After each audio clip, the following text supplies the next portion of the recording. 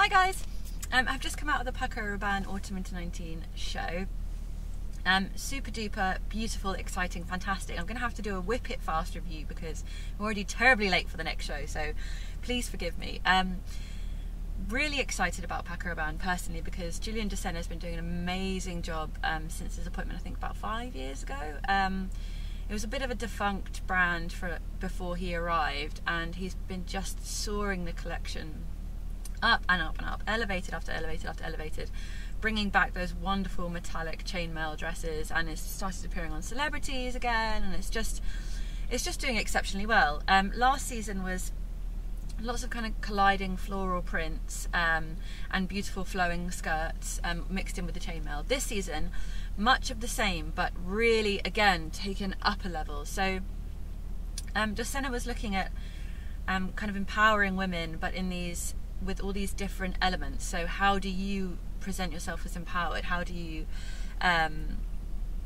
give off a different vibe of strength? And the chainmail obviously is an explicit metaphor for armor, but in this collection it was much more feminine, much more approachable, if that makes sense. Chainmail can sometimes be a bit 60s or standoffish, but this was very 30s. Lots of silken dresses with 30s bust lines and 30s shoulders flowing to the floor, and then with chainmail on top. But this chainmail had a twist. So rather than being plates, which there were some of in kind of tops and skirts in the big discs, and some fantastic little chainmail bags, which I know are going to go berserk. I can see Rihanna wearing some of those. Yes, but instead of the typical chainmail, there was chainmail in diamante, so there was actually bling everywhere. Big dangling earrings, as I said, chainmail, and in some holes there were hanging little gems and diamonds. Generally diamonds are on the neck, or diamonds hidden underneath collars of shirts and suiting.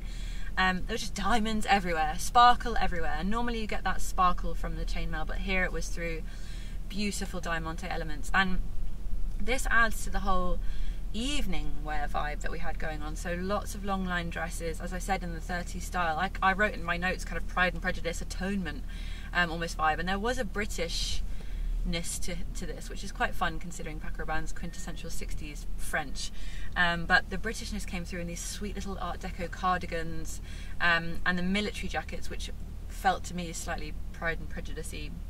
Why, I can't quite put my finger on, but it's a little bit royal as well, these military jackets and tight military trousers, then followed by cowboy boots type style.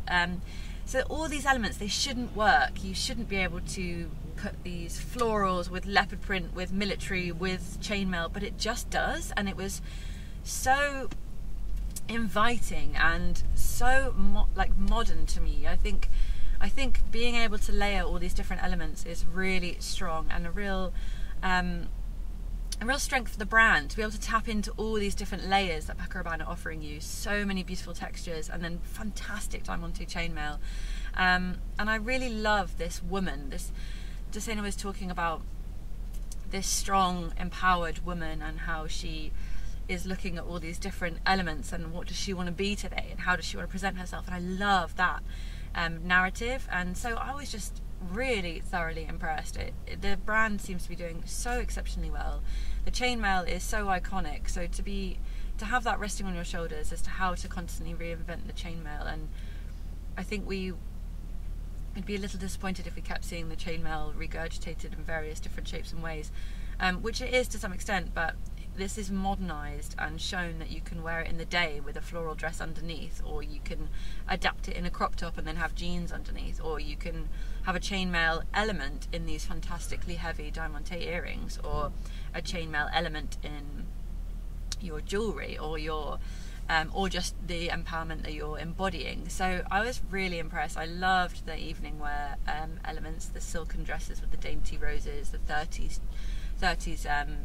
keep doing this, sorry, the 30s décolletage area, I should say, and fantastic shoulders. So the layering of textures, it was really great, and a real nice progression from Spring Summer 19. Not too far flung, but still carving out new ideas and aesthetics. So thoroughly impressed, Paco Rabanne. Congratulations on a wonderful show.